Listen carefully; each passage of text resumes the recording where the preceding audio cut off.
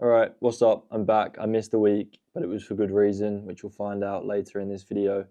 But what I want to do in this video is something slightly different to my usual founder files. This one is actually going to be me reading back through a journal entry I made in February of last year, given that it's February of 2026 right now. So yeah, welcome back to the channel. This is Founder Files, where I talk about the wins, the challenges, the lessons, and anything that's top of mind for me as I navigate life and business in my 20s. What you're going to hear right now is an extract from my journal, as this is a visual journal. This is an extract from my journal that I wrote around this time last year. And for me, I've not read this yet, but I just want to sort of do this and see how I feel this time this year compared to this time last year. See if anything's the same, see if any lessons stand out to me, see if anything's changed in that time. I've never actually done this before, so it's going to be quite interesting. So let's get into it now. This week was an interesting one for me. I feel like the opportunity gods opened up and my energy was in a flow state. I was vibrating at the same high frequency I had been operating on the entire time I was in Bali, until I wasn't. So let's dive in, starting with the challenge of the week. Navigating and understanding a frequency shift. I'm about to go on a tangent about growth and change, and if that's something you're not interested in, then I encourage you to skip forward to the win of the week instead. I'm going to start this segment with a question. Have you ever felt like you are made for more? I am in an extremely fortunate position in life. I had a good upbringing, I have a beautiful family and amazing friends. I'm healthy, I'm happy. However, there's always been a voice in my head that won't let me settle, that is never satisfied, that's always chasing better, that's constantly reminding me that I am made for more. That's interesting to me because I actually got that tattooed on myself. I can't remember when I got the tattoo, but I'm pretty sure it was after this. And the tattoo I got says "Made for More." Coming home to Perth, I felt a huge downward shift in frequency and energy. This isn't to say that I'm better than what I have or that I'm not grateful for what's in front of me, because the gratitude I have for life and everything within it is endless. There's just an itch, a whisper in my mind every single day telling me to grow, to find ways to get better, to experience more, to achieve more, to become more. And honestly, I love that whisper. Whilst being away for nearly a month, every single day I scratched that itch. I answered that whisper. I woke up and chased greatness like there was no tomorrow. And then I came home, and for some reason or another, the whisper got quieter until it wasn't there at all. Now that part's especially interesting to me because I remember having conversations with the people in my close circle at the time about environment, and there was one lesson that came up during those conversations with a good friend of mine and someone I consider a mentor in George, and he said to me that your environment shouldn't dictate how you feel.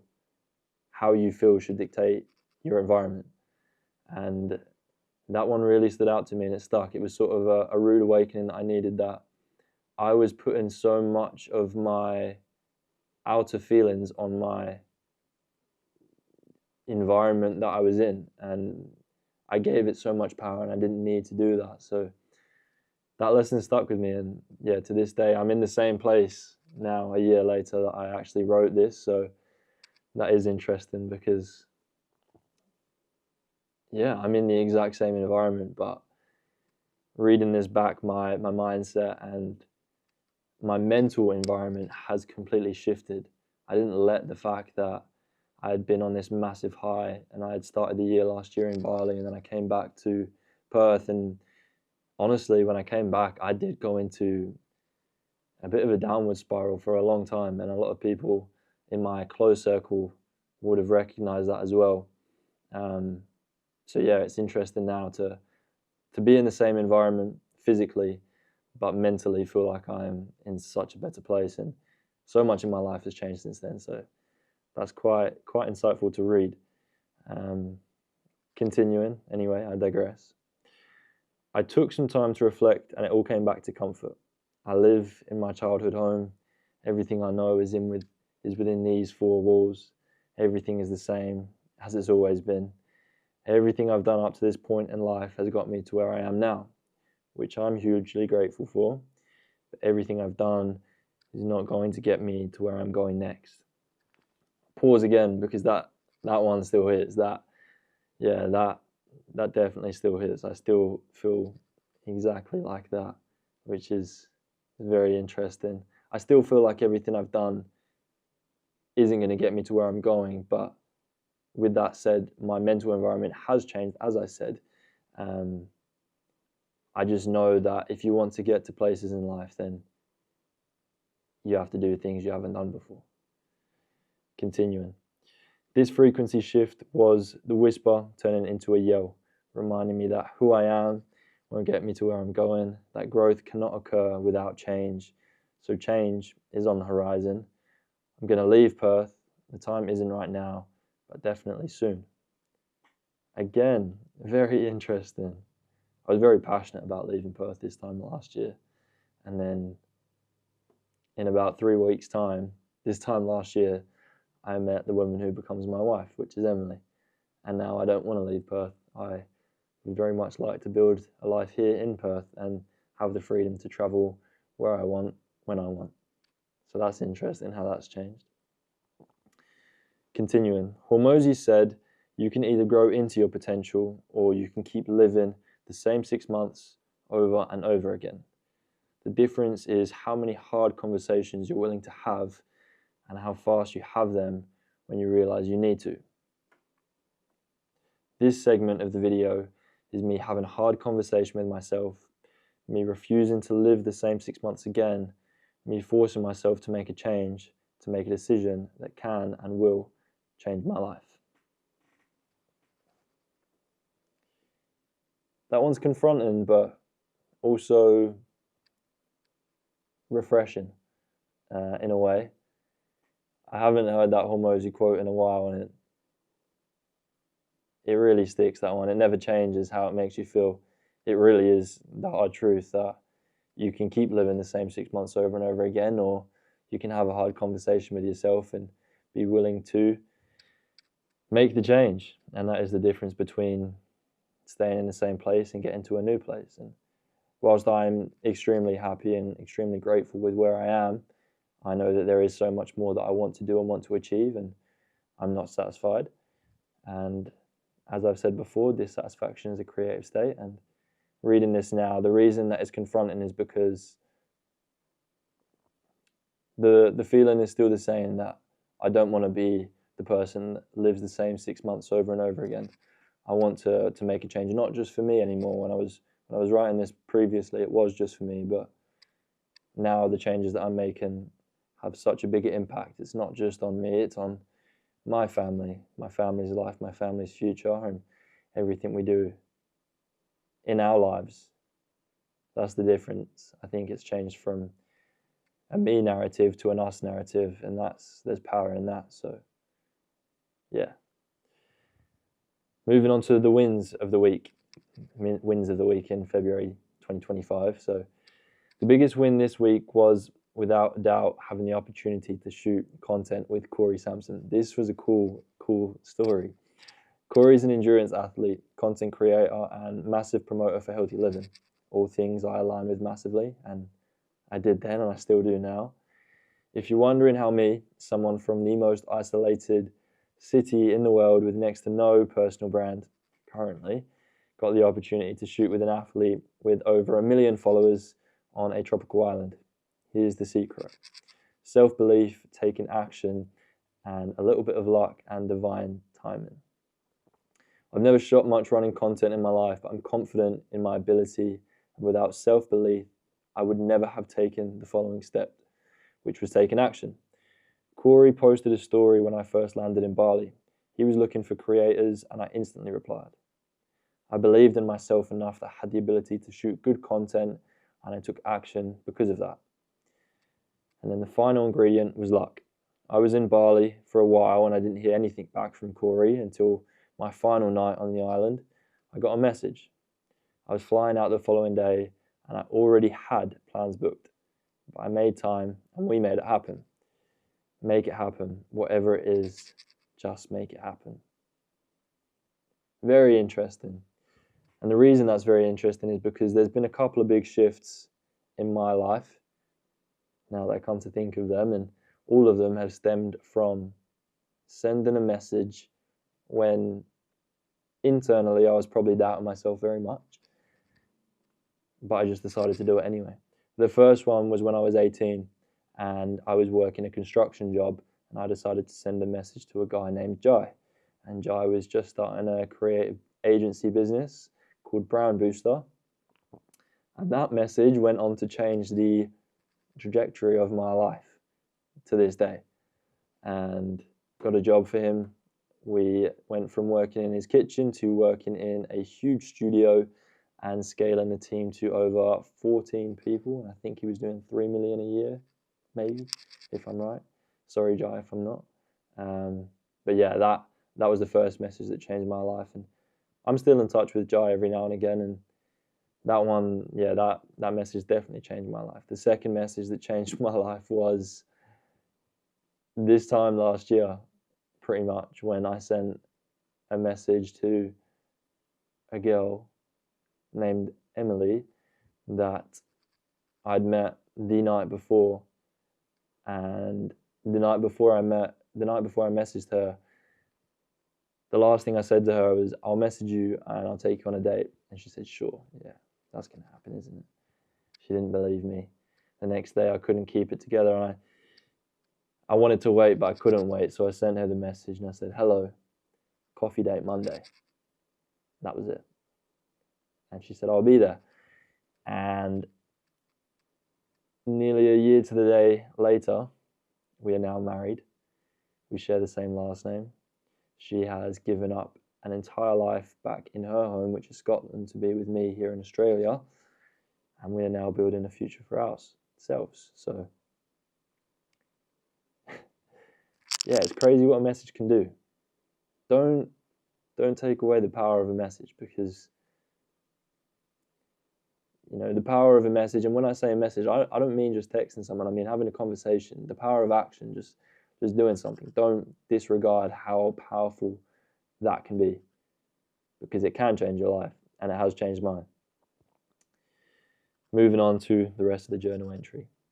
Another couple of notable wins are taking my own advice and creating more than I consume, and also showing myself to receive. I made more connections in a week in Bali than I did in a year in Perth. All I changed was my environment. I was the same person, just in a different place.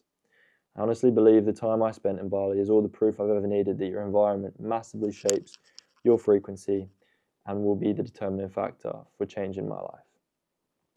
Everything around you carries a vibration. People, places, even the energy of a city or home. When you're in an environment that feels expansive, inspiring, and full of possibility, your own frequency rises to match it. Your brain runs on subconscious patterns. Staying in the same environment where you face struggles or stagnation will reinforce those old limiting beliefs. I'm smiling right now because that is very true, but this whole thing has changed internally. But when you shift to a new, inspiring space, your brain gets a reset. It starts seeing new possibilities, and your subconscious accepts expansion as the new norm. Now that part is extremely true, and that will never change. I think seeing new places is always going to expand your mind, and I'm going to touch on that a bit more in the next video that I do, because I went on a trip that you're going to hear about, and that absolutely opened my mind up to a lot more. Continuing, the lesson and the thought this week go hand in hand, so let's dive into that. I'm reading a book at the moment called The Secrets of the Millionaire Mind. There's a section in the opening chapters that talks about how your roots create the fruits. Your subconscious mind is accountable for the majority of the decisions you make every single day. Your thoughts become feelings, feelings lead to actions we take, and actions determine the results we have. Now think about that, and how your thoughts are shaping your entire life before you. At some point in time, we are all going to have to reinvent ourselves. We're going to have to reroute our entire belief systems. Our old ways of thinking have gotten us to this exact point in our lives. If you want to move into a new level of life, you have to be willing to let go of old ways of thinking and being and adopt new ones. As I mentioned earlier in the video, change is necessary, and I believe I'm entering a season of change. What that looks like, I suppose we'll find out as I continue to show up every single week. That's all from me. Thank you for being here, and I'll see you in the next one. Now, you'll see me smiling a lot at this, and that's because this was actually the last Founder Files I wrote in 2025 before I completely stopped writing at all. And I remember sitting in the cafe when I was writing this and thinking of all the things in my life that had led me to the point I was at. And I was at a good point. I have a really good life, and I still do. But I just felt like I wanted so much new energy, new experiences, new feelings. And after this diary entry, I completely stopped writing for the rest of the year, for the most part. And I don't know why that is. Maybe it was really confronting. Or maybe, now that I think about it, I actually just went on the biggest change I could have possibly gone on without realizing that I was actually going through that. I think that's exactly what happened. I think when I wrote this and I shut my laptop and I didn't write again, I didn't journal often. I definitely didn't journal daily as I'd done in previous years. But I'd planted the seeds subconsciously that I was going to make a massive change in my life. And I think all of last year, I was kicking myself at times about feeling stagnant and not doing much and feeling like I was in a downward spiral and trapped in a cycle. I think a lot of change was actually taking place, and I wasn't aware to it. And I think now, speaking to the camera almost a year later, it's quite clear to see the change that has occurred in life, and the changes that have happened in my life have been the most impactful, most inspiring, most fulfilling changes I've ever made.